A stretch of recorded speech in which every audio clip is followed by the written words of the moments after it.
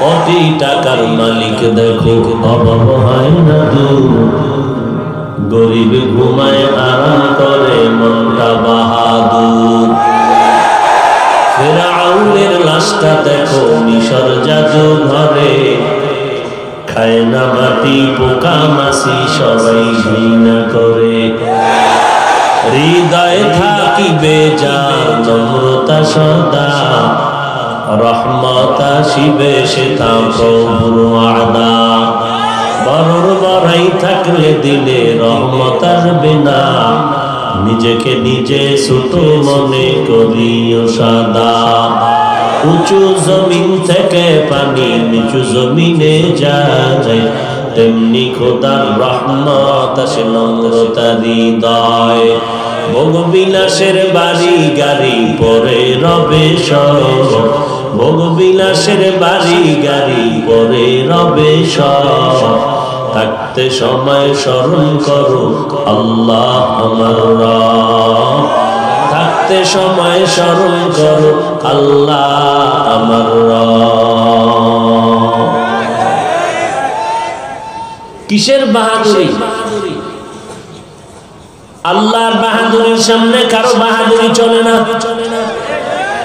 সারা দুনিয়া তালাশ করে দেখবেন কোন বেঈমানের ঘরে ফেরাউন নামের একটা বান্দা নাই। আবু লাহাবের স্ত্রী উম্মে জামিলা নামে কোন মহিলা নাই। জমিনের মধ্যে কোন বেঈমানের ঘরে নমরুদ নামের কেউ নাই। তাদের নাম নেওয়ার মতো কোন দুনিয়ায় নাই। অথচ টাকা পয়সা বাড়ি গাড়ির কোনটাই অভাব ছিল না, পরাশক্তি তারা। কেমন ফিরাউন 40 বছর পর্যন্ত যার কখনো কাশি ঠান্ডা লাগেনি, অসুস্থতা আসেনি। কিন্তু আম্বিয়ায়ে কেরাম, সাহাবায়ে কেরাম, আউলিয়ায়ে কেরাম তাদের নাম বিধর্মীরা পর্যন্ত শ্রদ্ধা ভরে স্মরণ করে। ভারতের মধ্যে দেখবেন প্রত্যেকটা হিন্দুর কলিজার মধ্যে খাজা মুঈনুদ্দিনের নাম মহব্বতের সাথে স্মরণ করে। এগুলো টাকার দ্বারা হয় নাই, ক্ষমতার দ্বারা হয় নাই, এগুলো হয়েছে একমাত্র পয়গম্বরের আদর্শের কারণেই।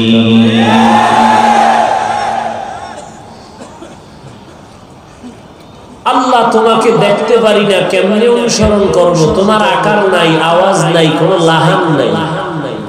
তো দিল মে তো আতা है समझ में नहीं आता, तो दिल में तो आता है समझ में नहीं आता, बस जान लिया मैं तेरे पहचान यही है, बस जान लिया मैं तेरे पहचान यही है।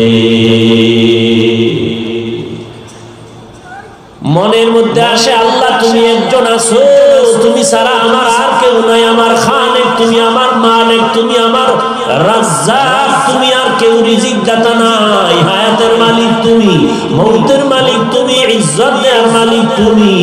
আয় আল্লাহ, সম্মান দেওয়ার মালিক তুমি, সুস্থ বানানোর মালিক তুমি, অসুস্থ করে দেওয়ার ক্ষমতাও তোমার হাতে।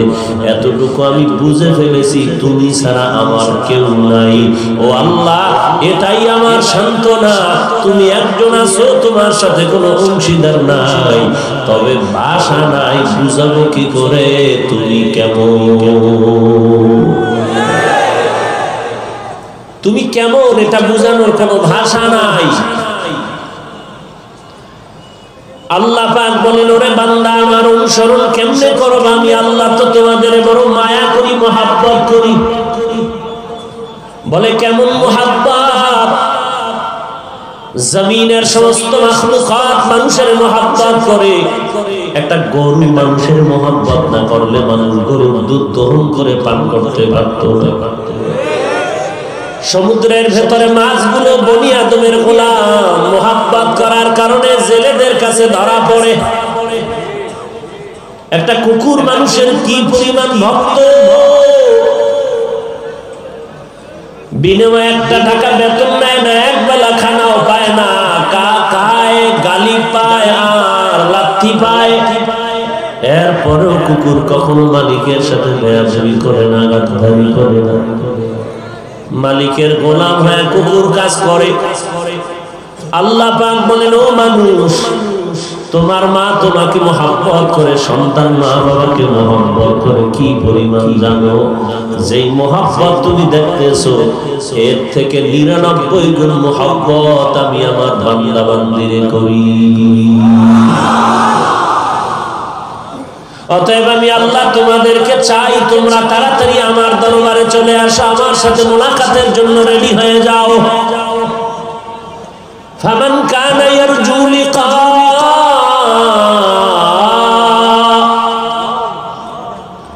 فمن كان يرجو لقاء ربه فليعمل عملا صالحا ولا يشرك بعبادة ربه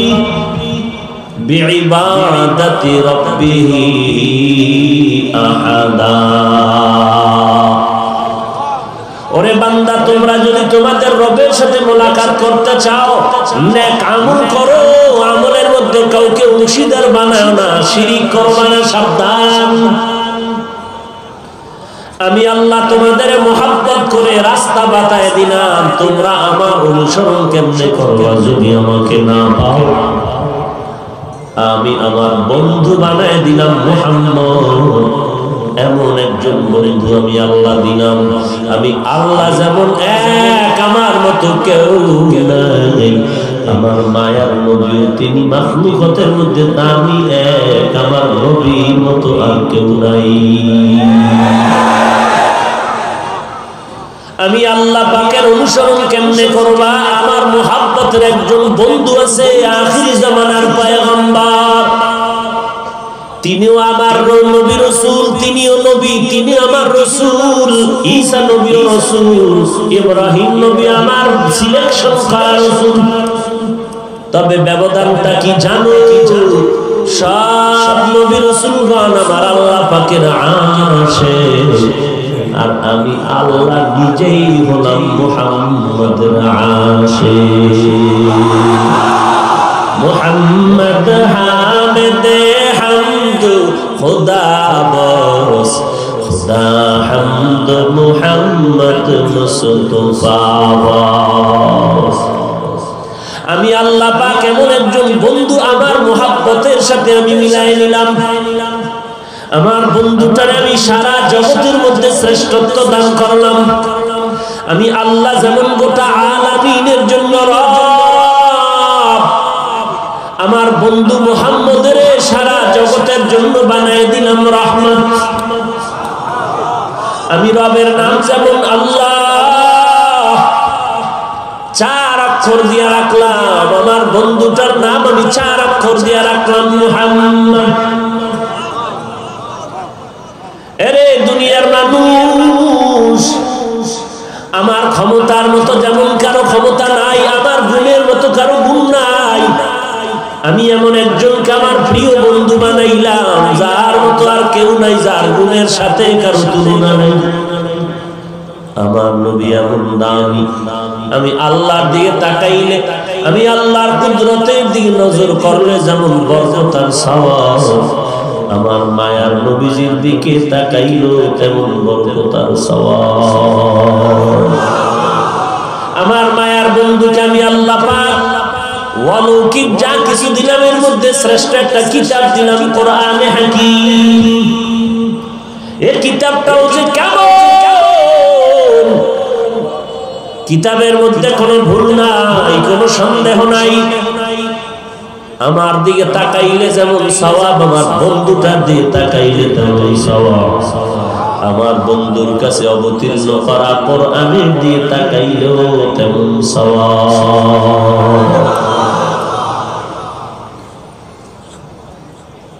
ওই বন্ধুটারে এত কিছু দিলাম।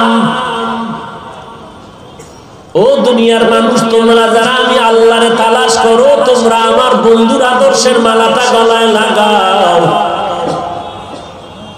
আমি আল্লাহর মুহাব্বত যারা চাও, আমার অনুসরণ করতে চাও, আমি আমার বন্ধুকে তোমাদের কাছে ন্যস্ত করে দিলাম, আমার বন্ধুর অনুসরণ করলেই আমি আল্লাহর অনুসরণ হয়ে যাবে।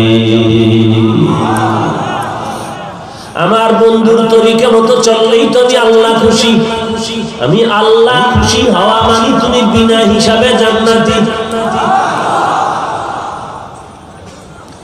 ইয়া আইয়ুহাল্লাযীনা আমানুত্তাকুল্লাহা ওয়া কুলু কাওলান সাদীদা। এক নাম্বার আল্লাহকে ভয় করো, দ্বিতীয়ত বান্দা জবানটার হেফাজত করো, কন্ট্রোল করো। আল্লাহকে ভয় করার মানে বান্দা তুমি আল্লাহর বিরুদ্ধে কোনো কাজ করবা না, গুনাহ করবা না। আল্লাহর ভয়ের নাম তাকওয়া। কারণ আল্লাহর ভয় না থাকলে মানুষ নিজেকে স্বাধীনতার শৃঙ্খল থেকে পরাধীনতার পর্দার মধ্যে ঢুকাতে পারে না। এই জন্য আল্লাহ বলেন আমাকে ভয় কর। যদি ভয় থাকে তাহলে স্বাধীনভাবে চলতে পারবি না, মন চাইলে খেতে পারবি না, কারণ সীমাবদ্ধতা এসে যাবে। তখন চিন্তা করবি যে এই খানাটায় আল্লাহ খুশি, ওইটা খাবো, যেটা আল্লাহ খুশি না তা খাবো না, দেখবো না, কাছেও যাবো না, প্রয়োজনে না খাইয়া মরে যাব। তারপরেও আমার মায়ের সাথে জিনা করার মতো গুনাহের সুদের ঘরে যাব না। যারা সুদের সাথে জড়িত, ঘুষের সাথে জড়িত, তারা তো মায়ের সাথে জিনার গুনাহে লিপ্ত। নাউযুবিল্লাহি মিন যালিক। কিয়ামতের ময়দানে আমলনামায় দেখবে মায়ের সাথে সন্তানের জিনার গুনাহ লেখা। পালানোর জায়গা আছে।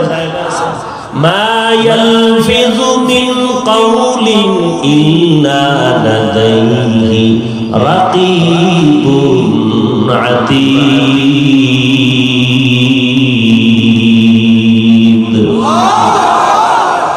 দুনিয়ার মানুষ যদি কথা রেকর্ড করে রাখতে পারে, আল্লাহ পারেন না কেন?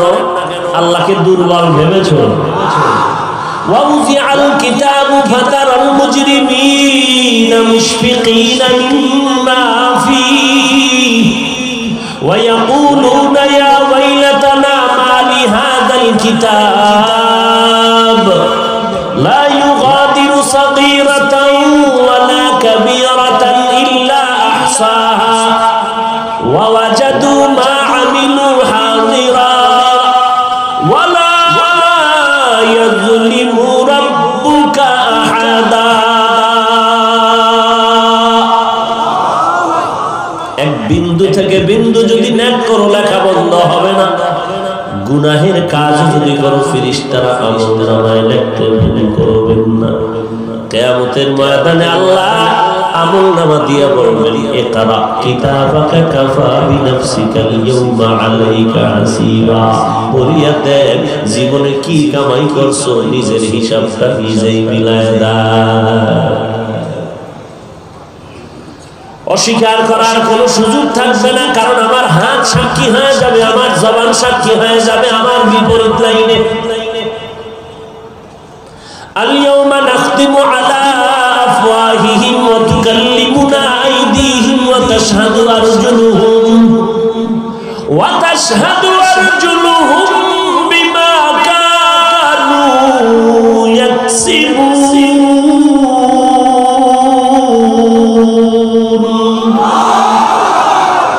দস্তগোয়াত মঞ্চুনি জুজদিদা আম রব্বগোয়াত মঞ্চুনি জুজদিদা আম গোশগোয়াত চিদা আম সামরুল কালাম। বান্দা তুমি কান দিয়া কি করছো, সব তোমার কান বলে দিবে। জবান দিয়া তুমি কি উল্টা পাল্টা করেছো, তোমার জবান কথা বলবে। আল্লাহ তো ওই মালিক যে আল্লাহ মায়ের কোলের শিশু বাচ্চাটাকে কথা বলার শক্তি দান করেন কে? অসম্ভবকে সম্ভব করেন কে? সে আল্লাহ এখন আছে না নাই? যেটা একেবারে অসম্ভব, হতেই পারে না, আল্লাহ বলেন আমার কুদরতে 1000 কোটি বার হতে পারে। গাছ কথা বলতে পারে না, তবে বিশ্বাস ইমানদারের আল্লাহর কুদরতের মুহূর্তের মধ্যে পারে কি পারে না? দুধের বাচ্চাটা কথা বলতে পারে না, তবে আল্লাহ যদি তৌফিক দান করেন পারে কি পারে না? আল্লাহকে ভয় করো হে মুমিন, এই ভয়ের নাম তাকওয়া। যারা ভয় করবেন তাদের নাম মুত্তাকি। আল্লাহর ভয় অন্তরে ঢুকাও, কারণ আল্লাহর প্রতি ভয় যদি না থাকে বান্দা তোমারে কোনো বয়ানে ধরবে না। মা বাবাকে সন্তান ভয় করার কারণে মা বাবার চোখের নজরে অন্যায় করে না কেন? শাস্তির ভয়। ছাত্র উস্তাদের সামনে অন্যায় করে না কেন? উস্তাদের পক্ষ থেকে শাস্তির ভয়। আসামি বিচারকের সামনে অপরাধ করে না কেন? বলে বিচারক আমাকে জেলখানায় ঢুকাই দিবে, শাস্তির ভয়। এই জমিনের মধ্যে যে আল্লাহর বান্দা বান্দি আল্লাহর আযাবের ভয় করে, ওই বান্দা আল্লাহর নজরের সামনে কখনো গুনাহ করতে পারে না। এরপর করি কেন? আসল কথা হলো আল্লাহকে ভয় করি না। ভয় করলে আর গুনাহের কাছেও যেতে। হাজারো হাজারো হাজারো মানুষ অন্যান্য সময়ের মতো ব্যাপক কোনো প্রচারণা নাই, পোস্টারিং নাই, মাইকিং নাই। এরপরও আপনার এখানে আসছেন টাকার লোভে, খানার লোভে। একমাত্র আল্লাহ এবং তার মুহাব্বতের নবীর মুহাব্বতের টানে এখানে আসেন। এর নবীর উম্মতের দল আল্লাহ পাক তৌফিক দান করেছেন তো এখানে চলে আসেন। আল্লাহ যদি কবুল করে নেয়, ওরে খানা লাগে না, কিছুই লাগে না, আল্লাহর বান্দারা তখন ময়দানে হাজির হয়ে যায়। একটা বিজয়ের জ্বলন্ত নজির। আহলে বাতিলের জন্য একটা আতঙ্কের পরিচয়। এর বাতিলের গোষ্ঠী মনে করিস না হকের আওয়াজ বন্ধ হয়ে গেছে। এই জমিনে যারা হকের আওয়াজ দিয়া কবরে শুয়ে আছে, যাদের ইশারায় গোটা দেশ কাঁপতে থাকতো, বেঈমান নাস্তিকের ঘুম নষ্ট হয়ে যাইত, তারা দুনিয়াতে নাই মনে করিস না। জমিনটা বুঝি ঠান্ডা হয়ে গেছে। সাপ যদি ছোট হয় তবে তার বিষক্রিয়া কিন্তু কম না। মুসলমান যার মধ্যে ইমানের গন্ধ আছে, ইমানের আগুন ঢুকানো আছে, এই বান্দাটারে দুর্বল মনে করিও না।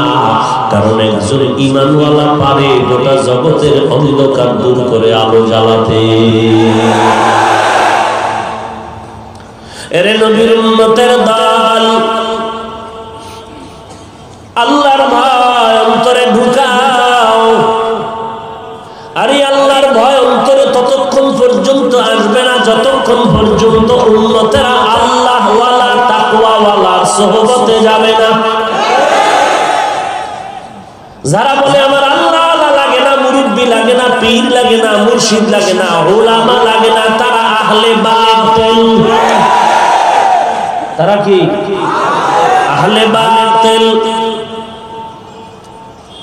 সাহাবায়ে কেরামের সামনে তারা যে আমল করেছেন, এত সুন্দর আমল, বুঝে আসলে জবাব দিবেন না, চুপ করে থাকবেন, কি বলি শুনবেন। বলেন আমাকে, সাহাবায়ে কেরাম এত সুন্দর আমল করেছেন, কাকে দেখে শিখেছেন? বলেন কাকে? নবীকে দেখে সাহাবায়ে কেরাম আমল করবেন কেন? তাদের হাতে কি কোরআন হাদিস ছিল না? ছিল। কোরআন হাদিস থাকতে কেন নবীরে দেখে আমল করবেন? কোরআন হাদিস তারা বুঝতেন না।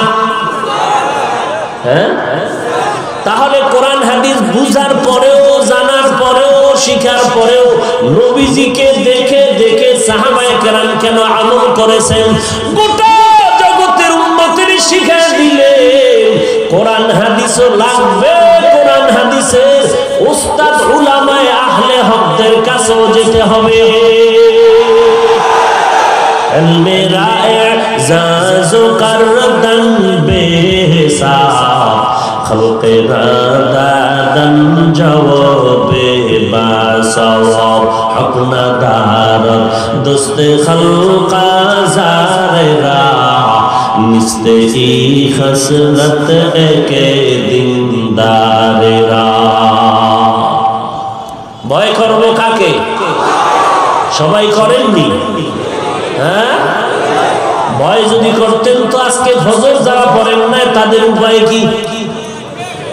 আজকে যারা জোহরের নামাজ পড়েন নাই, আসরের নামাজ পড়েন নাই, মাগরিবের নামাজ পড়েন নাই, এশার নামাজ পড়েন নাই, আবার ঘুমাইয়া ফজর পড়বেন কিনা তাও আল্লাহ ভালো জানেন। আল্লাহর ভয় যার অন্তরে থাকবে গলায় ছুরি আসবে, নামাজ বন্ধ করবে না। একটুখানি নেকের তবে রোজ হাসরের মাঠেতে বাবা ঘুরবে ছেলের পিছে, ছেলে বাবার আগেতে। আহাতে মন কঠিন দিনেতে নামাজ তোমায় ভুলবে না, ঠিক মতো পড়িলে নামাজ জান্নাত তোমার ঠিকানা।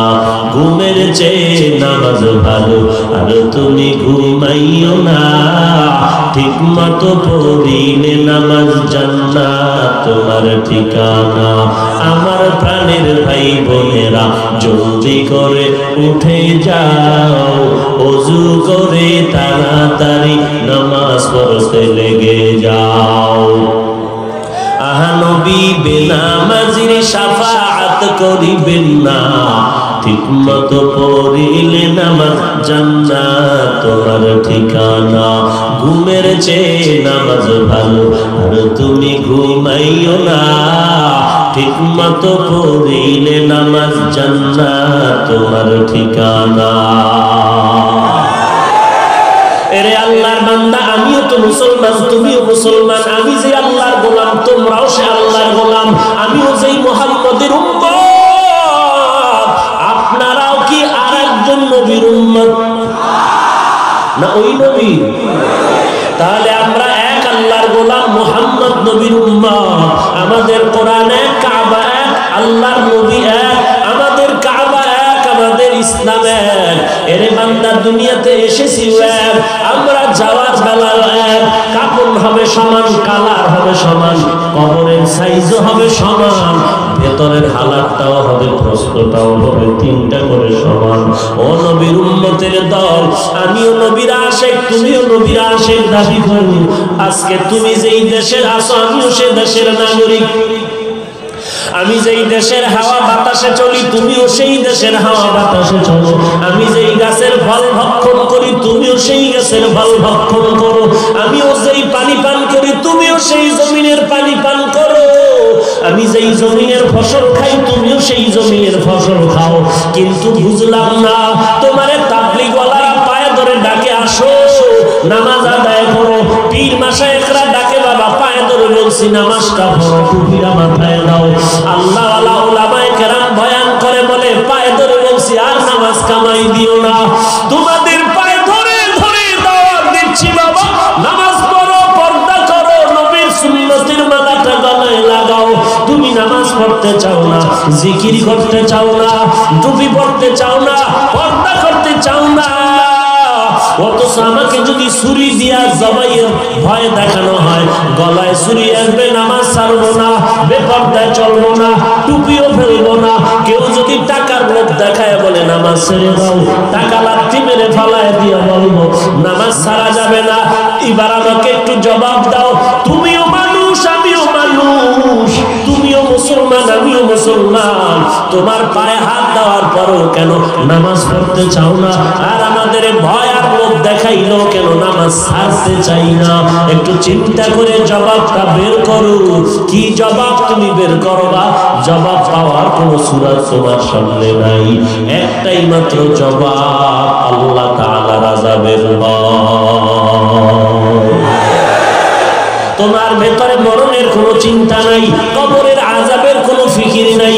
যদি চিন্তা করতা, রাতের বেলা বাতিটা নিভায় যখন আমি শুয়ে পড়লাম বিছানায়, রুমের মধ্যে কেউ নাই, আমি একা একা মোবাইল চালাচ্ছি, মোবাইলে গান বাজনা শুনতেছি, হঠাৎ করে যদি বাতিটা নিভাইয়া চিন্তা করতা, এই ঘুমটাও তো হতে পারে আমার জীবনের শেষ ঘুম।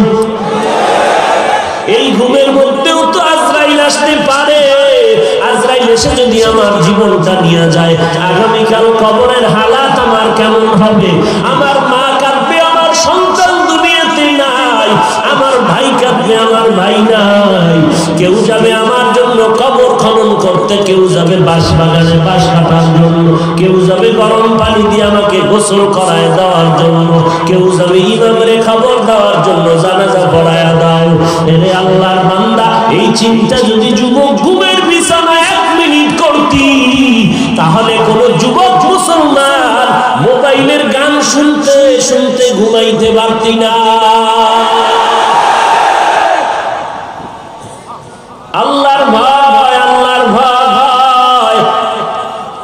কিসের আমার মা বাবা বাড়ি গাড়ি আমার কিছুই না, সব আমার স্বার্থপর। আব্বা স্বার্থ হইলে আমারে ডাকে, স্বার্থে আঘাত লাগলে আর চিনে না। আম্মা জান আমার এত মায়া করে, স্বার্থের টানে আমারে ভুলিয়া যায়, তাহলে কেউ আমার আপন না। ওই মায়ের গর্ভে ছিল আমার মালিক আল্লাহ, দুনিয়াতে আসার সময় আমার আপন ছিলেন আমার আল্লাহ। এখনো আমার বাতাস পান করতেছি, পানি পান করতেছি, সূর্যের আলো চাঁদের আলো ভোগ করতেছি, এগুলো আমার বাবাই দেয় না, এগুলোর মালিক আমার আল্লাহ। অতএব ওই আল্লাহরে আপন বানাইয়া নাও। তোমার অন্তরে আল্লাহর ভয় যতদিন আসবে না, আল্লাহকে আপন বানাইতে পারবে না। আর অন্তরে তাকওয়ার ভয় ততক্ষণ আসবে না, এই দেশের উম্মতেরা যতক্ষণ পর্যন্ত আল্লাহ ওয়ালাদের সোহবতে যাবে না। যেই চোরার ঘরের চোরারা কয় আল্লাহ ওয়ালা লাগে না, পীর মুরিদি লাগে না, তাবলীগ লাগে না, কোনো উলামা লাগে না, তারা আহলে বাতিল। আল্লাহ কয় লাগে, নবী কয় লাগে, আর কোন উম্মত যদি বলে লাগবে না, মানবেন কাটটা? সাহাবায়ে কেরাম নবীরে মানছেননি, কোরআন হাদিস হাতে নিয়ে, আবার সাহাবায়ে কেরামদেরকে তাবিঈনগণ মেনে মেনে আমল করছেননি। আবার কোরআন হাদিস হাতে নিয়ে বুঝার পরে, জানার পরে, পড়ার পরে তাবেঈ তাবিঈনগণ তাবিঈনদেরকে দেখে আমল করছেননি। এইভাবে করে করে আমাদের পর্যন্ত চলে আসছে। এর নবীর উম্মতের দল, নবীর অনুসরণ করলে আল্লাহর অনুসরণ হয়ে যাবে। এখন আমাদের কথা, নবীরেও তো আমরা পাইলাম না, কোথায় নবীরে দেখবো আর আমল করব? সাহাবায়ে কেরাম দেখছেন আর আমল করেছেন, আমরা তো নবীরে দেখতে পারলাম না। নবী কিয়ামত পর্যন্ত মদিনাতুল মুনাওয়ারায় জিন্দা হালাতে নামাজরত অবস্থায় আল্লাহর মারিফতে রওজা মুবারকে থাকবে। মাঝে মাঝে আপনাদের গাজীপুরেও নবী আসবে। কি বলে? বাইতুল মুকাররমে আসবেন, নবী এই স্টেজে আসবেন। ওরে নবী যদি এখানে স্টেজে এসে হাজির হন, আর আমি হাফিজ যদি চিল্লাইয়া বয়ান করি, আমার মতো বড় বেঈমান আর কে রে? নবীর সামনে চিৎকার করে কথা বলা হালাল না হারাম? এরপরে নবী যদি এখানে আসেন, নবীর নজরটা যেখানে পড়বে, এটারে স্বর্ণ দিয়া বাদাই করব। নবীর কদমটা যেখানে পড়বে, স্বর্ণ দিয়া বাদাই করব। ইমাম মালিক নবীর বড় আশিক, 70 বছর মদিনায় জীবনটা কাটাইছে, কখনো জুতা পায়ে দেয় না, কারণ মদিনার নবীর কদমটা মদিনায় কোথায় পড়েছে।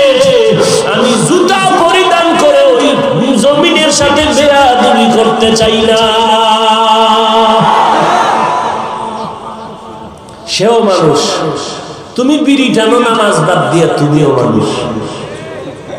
তোমার মতো নিমক হারাম রসুলের উম্মত না হইলে রসুলের কি ক্ষতি হবে? মাস্তানি করো কেন? তোমার মতো উম্মত রসুলের না হইলে রসুলের কি ক্ষতি হবে? হবে তো বাহাদুরি করো কেন যে নামাজ না পড়লেও জান্নাতে যাব? তোমার মতো উম্মত আল্লাহ রসুল সুপারিশ না করলে কি হবে? তোমার অর্ডারে রসুল চলে? চালাকি করো কেন? নামাজ নাই, টুপি নাই, সুন্নাত নাই, সুদ ঘুষে ডুবে আছো, আবার বলো আমি রসুলের আসে। লজ্জা করে না?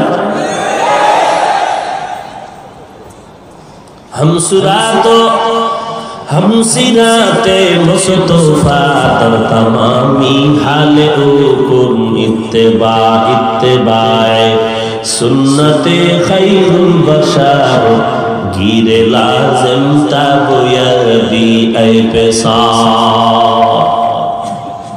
কি ভাই দোয়া করে দিব আর একটু সামনে আগাবো। ইয়া আইয়ুহাল্লাযীনা আমানুত্তাকুল্লাহা ওয়া কুলু কাওলান সাদীদা। এক নাম্বার আল্লাহকে ভয় করো, দুই নাম্বারে নিজের জিহ্বাটারে কন্ট্রোল করো, কারণ এই জিহ্বার কথায় তোমার জয়, এই জিহ্বার কথায় তোমার ক্ষয়। এটা এমন একটা অস্ত্র, এই জিহ্বা নামের অস্ত্রটায় তোমার আকাশচুম্বী সম্মানকে ধুলায় মিশায় দিবে। আবার এই জবানের একটা কথায় তোমাকে জিরো থেকে হিরো বানায় দিবে। কত দামি একটা জিহ্বা নরো, এই জিহ্বাটা নিয়ে গবেষণা করলেই তো বান্দা আল্লাহর সাথে মুহাব্বতের বন্ধনটা তৈরি হয়ে যাবে। এমন কেমন একটা অস্ত্র আল্লাহ বানায় দিয়েছেন। এই জিহ্বা নামের অস্ত্র দিয়া নারায় নারায় নারায় নারায় কত কথা বললাম, কত কোটি কোটি কোটি কথা বললাম, কোনদিন তো এই জিহ্বা ব্যথা হলো না। এই জিহ্বা কোন মেশিনে নারায় নারায় কথাগুলো সাপ্লাই দেয়, ওই মেশিনটা কে বানাইছেন, কে ওই মেশিনের তৈল পেট্রোল অকটেন কে দেয়? চিন্তা করো, কেউ না, তিনি আমার আল্লাহ।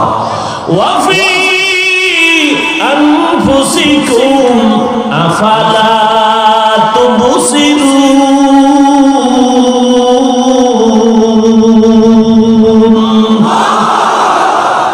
বান্দা আল্লাহরে কই তালাশ করো? আমেরিকা? ওরে নিজের মধ্যে তাকাও, দেখবা সেখানেই আল্লাহর পরিচয় নিহিত আছে। কণ্ঠের আওয়াজের ভেতরে আল্লাহর কুদরতের পরিচয়। চেহারাটা আয়নার সামনে নিয়ে দেখো, আমার মালিকের পরিচয়। আল্লাহর কুদরতের দিকে তাকাও, জবানটারে হেফাজত করবে বান্দা, কারণ জবান এমন একটা অস্ত্র, এই জবানের একটা কথার দ্বারা ফাঁসির আসামি মুক্তি পেয়ে যায়। আবার এই জবানের একটা কথার মাধ্যমে মুক্তিপ্রাপ্ত লোকটা আবার আসামি হয়ে ফাঁসির মঞ্চে চলে যায়। জবানটারে কন্ট্রোল করে কথা বলো, কারণ এই জবানের একটা কথায় অপরিচিত ঘরের মেয়েটা তোমার জীবনের আপন হয়ে যায়, আবার তোমার জীবনের আপন মেয়েটা তোমার জবানের একটা কথায় ছিল শত্রু হয়ে যায়। জবানটারে কন্ট্রোল করো রে বান্দা, কারণ এই জবানের একটা কথায় তোমাকে ঈমানওয়ালা বানায় দেয়, আবার এই জবানের একটা কথার দ্বারা তুমি এক মুহূর্তে ঈমানের ঘর থেকে বের হয়ে বেঈমান হয়ে যাও। জবানটারে কন্ট্রোল করো বলে কেমনে কন্ট্রোল করি সংক্ষেপে আমি বলে যাচ্ছি। এক নাম্বার, জবানকে কেমন করে কন্ট্রোল করবে? এই জবানটা দিয়ে আল্লাহর নিয়ামত মনে করে শুকর আদায় করবেন। কখনো মিথ্যা কথা বলবেন না। মিথ্যা কথা বলা কেমন সওয়াবের কাজ? কি মিথ্যা বলা সওয়াব না গুনাহ? সাধারণ গুনাহ না বড়? এরপর আপনারা বলেননি। হ্যাঁ, মোবাইলটা হাতের মধ্যে নিয়ে ঘরে বসে আমি তো এখন ঢাকায়। হাসেন কেন, কাঁদেন? এত পাপ করছেন, করোনা এমনি আইসেনি, আপনার এই আকামের কারণে আইছে। আকাম ছাড়েন, তওবা করেন, করোনাও চলে যাবে। আল্লাহর কাছে তওবা করবেন না, এই গজব আপনাকে ছাড়বে না। মিথ্যা কথা বলা মারাত্মক অপরাধ। ওয়াইলু ইয়াউমাইযিল লিল মুকাদ্দিবিন। আল্লাহ বলেন ওয়াইল নামক জাহান্নাম মিথ্যাবাদীর জন্য, ওয়াইল নামক জাহান্নাম। মিথ্যা বড় মহাপাপ। হুজুরদের কাছে এসে পানির দম নেওয়ার দরকার নাই। জবানটারে পবিত্র বানায় যদি রাখো, জবান দিয়া আল্লাহরে যা বলবা আল্লাহ তা পূরণ করবে। জবানটারে হেফাজতের জন্য এক নম্বরে মিথ্যা কথা বলা যাবে না। যারা বলেন মিথ্যা ছাড়া ব্যবসা চলে না, আল্লাহ বলবে তোর দ্বারা আমার জান্নাতের দরজাও খোলা চলবে না। ও বান্দা, তোমার মতো কত মানুষ ব্যবসা করে, একটা কথাও মিথ্যা বলে না, তুমি তো মিথ্যাটার উপরে আবার কসম করো। মিথ্যা তো বলছেই, এটাকে মজবুত করার জন্য আরো শপথ করে, কসম করে। মিথ্যাবাদীর জন্য ওয়াইল নামক জাহান্নাম, ওয়াইলুন ইয়াউমাইযিল লিল মুকাদ্দিবিন। মিথ্যা থেকে জবানটারে বাঁচাও। আল্লাহ পাক রব্বুল আলামিন মিথ্যা থেকে সাবধান হতে বলেছেন, নবীও বলেন সাবধান, ইয়াকুম ওয়াল কিযব, মিথ্যা থেকে সাবধান। কেন কেন বলে ফাইনাল কিযবা ইয়াহদি ইলাল ফুজুর, মিথ্যা তোমাকে চূড়ান্ত খারাপের রাস্তায় নিয়ে যাবে, পরিণাম ফল হবে জাহান্নাম। এক আল্লাহর বান্দা অপরাধ নবীর কাছে এসে স্বীকার করে, বলে নবী আমি বড় অপরাধী, আমি চুরিও করি, মদ পান করি, জিনাও করি, চুরিও করি, মদ পান করি, জিনাও করি। হ্যাঁ, এখন কোনটা আমি ছাড়বো আগে? মিথ্যা কথাও বলা আমার অভ্যাস, জিনা করাও আমার অভ্যাস, মদ পান করাটাও আমার অভ্যাস, চুরি করাটাও অভ্যাস। নবী চিন্তা করে বললেন, ও আল্লাহর বান্দা, তুমি চুরি করো, মদ পান করো, জিনা করো, যাই করো, এটার ব্যাপারে আমি পরে কথা বলবো, তুমি এখন একটা সবক নিয়ে যাও, মিথ্যা কথা তুমি বলবা না। সূরায়ে কায় মিথ্যা যেহেতু বলতে নিষেধ করছে, যাক এটার চেষ্টা করব। চুরি করতে তো নবী নিষেধ করে নাই, তাহলে আজকে থেকে বরকতের চুরি হবে, কারণ নবী জেনে শুনেই তো দিলেন, নিষেধ করলেন না। আল্লাহর নবীর কথা কত মারাত্মক। আল্লাহর বান্দা বাড়িতে গিয়ে রাতের আধারে চুরি করার জন্য যখন রেডি হয়ে গেল, হঠাৎ অন্তরের মধ্যে সিগন্যাল চলে আসলো, এই চোরের ঘরের চোর। তুই যখন চুরি করবি, মদিনাওয়ালার কাছে যদি বিচারটা চলে যায়, নবী জানে তো তুই চোর। তুই তো ওয়াদা করছো মিথ্যা কথা বলবি না, তো নবীর কাছে তোর স্বীকার করতে হবে তুই চুরি করছো। মনের এই ধাক্কায় বান্দা দাঁড়ায় গেল, কালকে তো নবী যদি ডাকে আর আমি মিথ্যা তো বলতে পারবো না, ওয়াদা করেছি, দরকার নাই, চুরিও করবো না, মিথ্যার আশ্রয় নিব না। এইভাবে করে মদের বোতলটা নিল, সেখানে এই আওয়াজ। নবী জানলে তো সত্য বলা লাগবে, মদের বোতল ফালায় দিল, জিনার থেকে ফিরে গেল। নবী এক ঔষধ দিলে উম্মত পুরা জান্নাতি হয়ে গেল। মিথ্যা বলার থেকে জবানটাকে হেফাজত করো হে ভাই। জানি না কে কি পরিমাণ মোবাইলের দ্বারা মিথ্যা কথার চর্চা করেন। মোবাইল হলো মিথ্যা চর্চার গোডাউন। মিথ্যা এটার দ্বারা শিখায় আমাদেরকে, আল্লাহ মাফ করুন। ছোট বাচ্চাও মিথ্যা বলে, স্বামী স্ত্রীর সামনে মিথ্যা বলে, স্ত্রীর কাছে স্বামীও, মা বাবা সন্তানের কাছে মোবাইল দিয়ে মিথ্যা কথা বলে, ওস্তাদের সামনে ছাত্ররাও মিথ্যা কথা বলে।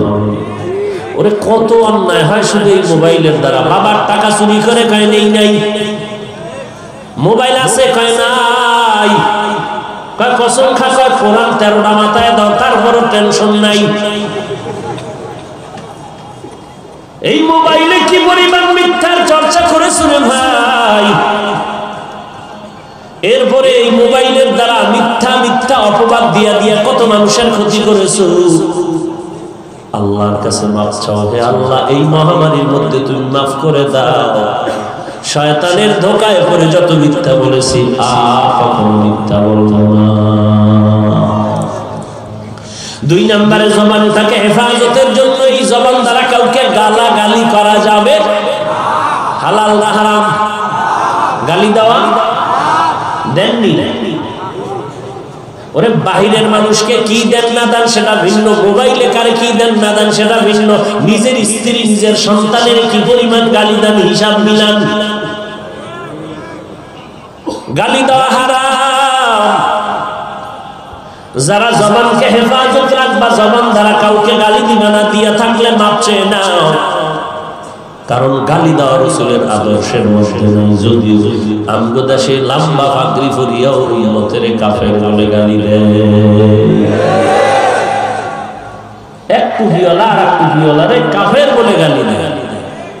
আল্লাহ এই গালাগালির থেকে আমাদের জবানকে হেফাজত করুন।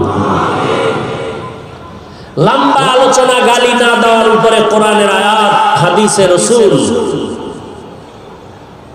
গালি দেওয়া এটা মুমিনের কাজ না, এটা পাপিষ্ঠ আল্লাহর দুশমনের কাজ গালি দেওয়া।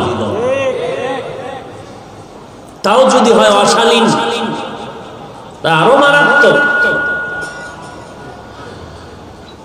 এর উপরে আলোচনা ইতি টানলাম। ৩ নাম্বার, জবান দ্বারা কারো গীবত শিকায়াত করা যাবে, হালাল না হারাম?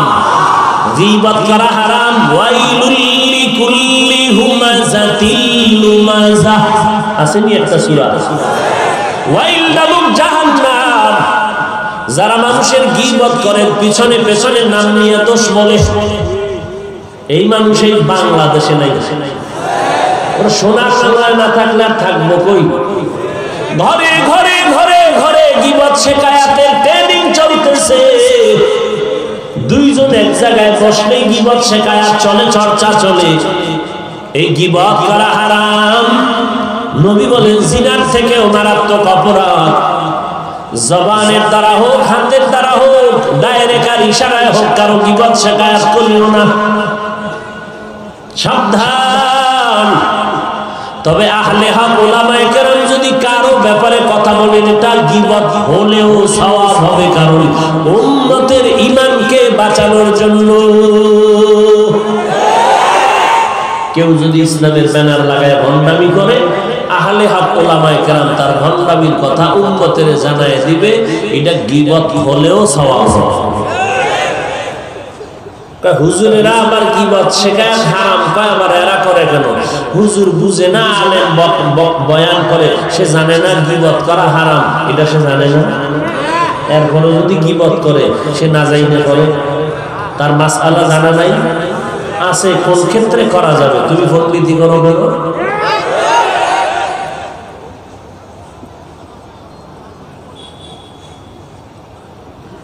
গীবত শিকায়াত থেকে জবানকে হেফাজত করো হে মুমিন। তাহলে গালি দেওয়া যাবে না, মিথ্যা বলা যাবে না, গীবত শিকায়াত করা যাবে না। গজবের ফেসবুকের মধ্যে যারা উল্টা পাল্টা কারো না কারণের মধ্যে গীবত শিকায়াত করো, কি জবাব আল্লাহর দরবারে দিবা হিসাব করে, এরপরে কবরের দিকে রওনা হয়ে যাবে। কেউ দেখে নাই, কিন্তু আল্লাহ জানেন তুমি কি করতেছো। এই সব অন্যায়গুলো ফিরার একটাই মেডিসিন হলো আল্লাহর ভয়। তো মিথ্যা বলবেন না, গীবত করবেন না, গালি দিবেন না, তো করবেন কি? একটা করতে তো হবে। বাঙালি কি আর চুপ করে বসতে পারে? না, বাঙালির স্বভাব না, করবে কি? এটা করতে হবে। বা একজনের কাছে বইবে বিড়ি টান, করবি কি? বসে বসে বিড়ি টানবি আর সোনা বন্ধের গান গাবি আর করবি কি? না না, ও আল্লাহর আশিক বান্দা, 3টা অন্যায় থেকে তুমি নিজেকে বাঁচাও, বিপরীতে 3টা নেক আমল করো। 1 নাম্বার কোরআনের তেলাওয়াত। নবীজির 1 নাম্বার দায়িত্ব ছিল কোরআনের তেলাওয়াত। জবান দিয়ে সব সময় হাঁটেন, চলেন, উঠেন, বসেন, কোরআন পড়বেন। জিগাইলেই কয় পারি না, কি এক সোজা উত্তর? আল্লাহ একেবারে ডাইরেক্ট, প্যাঁচ গোছ নাই। যেন প্যাঁচ ছাড়া উত্তর দিছো, পারি না, আমিও তোরে জান্নাতে নিতে পারি না, ডাইরেক্ট। এই ব্যবসার ঝামেলা পারি না, স্কুল কলেজের লেখাপড়ার চাপ পারি না, চাকরির অজুহাতে কোরআন পড়তে পারি না। ফেরেশতারা 8 মাস লকডাউনে ফালাইয়া রাখছি, এখন কি কইব রে বাঙালি? এখন কি বলবি? তুই কোরআন পড়তে পারস নাই কেন? স্কুল কলেজ বন্ধ, ব্যবসা বন্ধ, চাকরি বন্ধ, এখন কি বলবি পারি না? 3 মাস লাগতো না কোরআন শিখতে, 8 মাস লকডাউনে ফালায় রাখছে আমার আল্লাহ। এরপরও কবি পারি না, ফিট সোজা হয়ে যায়। ওরে ভাই, নামাজ পড়তে কোরআন লাগেনি তো তুমি কোরআন না শিখলে কি করবা নামাজ? একজনে কয় আমার নামাজও লাগে না, কোরআনও লাগে না। বছরে 2 বার একটু যায় ধাক্কা দেই 2 ঈদের সময়, আর মাঝে মাঝে একটু জুমার মসজিদে যাই, তাও ফাঁকে ফাঁকে 2 টাক দিয়ে দৌড় 1 জোড়া জোতা নিয়ে ঘরে এনে।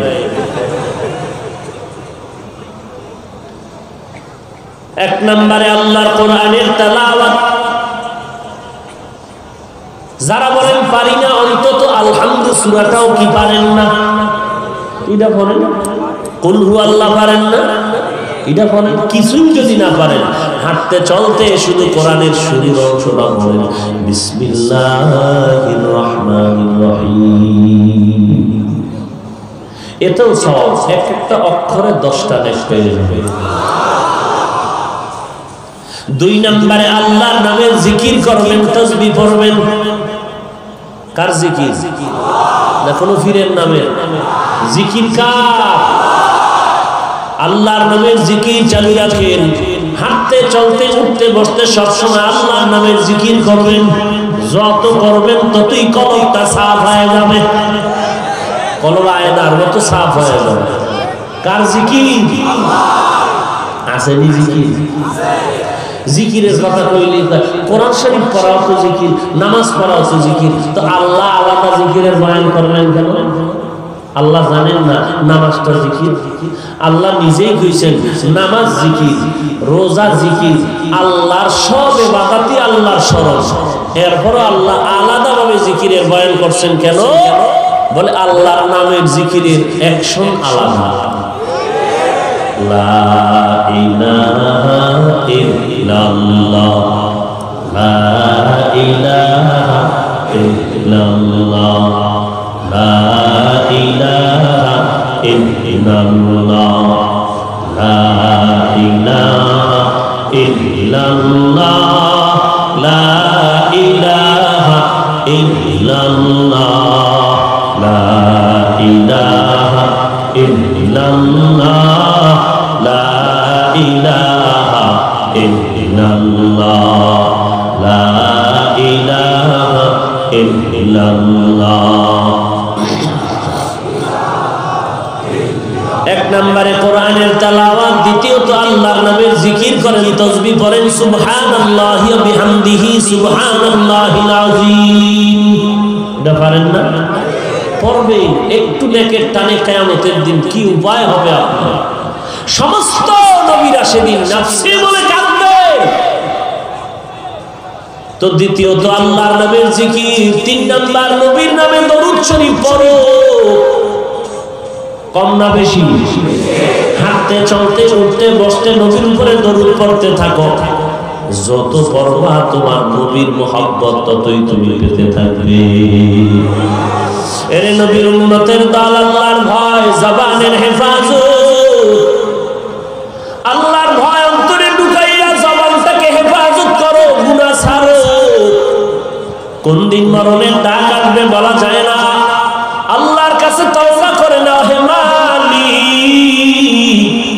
এ জীবনে শয়তানের ধোঁকায় পড়ে কত অন্যায় করেছি, আজ এই ময়দানে আসছি, তুমি মাফ করে দাও। আর নামাজ বাদ দিব না, মা বাবার বিরোধিতা করব না, দেশের বিরুদ্ধে ষড়যন্ত্রে লিপ্ত হব না, উলামায়ে কেরামের কথা মেনে নবীর সুন্নাত অনুযায়ী চলবো, সহিভাবে কোরআনটা শিখব। আয় আল্লাহ, আমাদের তওবা করার তৌফিক দান করেন, তওবার উপরে মজবুত হয়ে চলার মতো তৌফিক দান করেন। আমিন।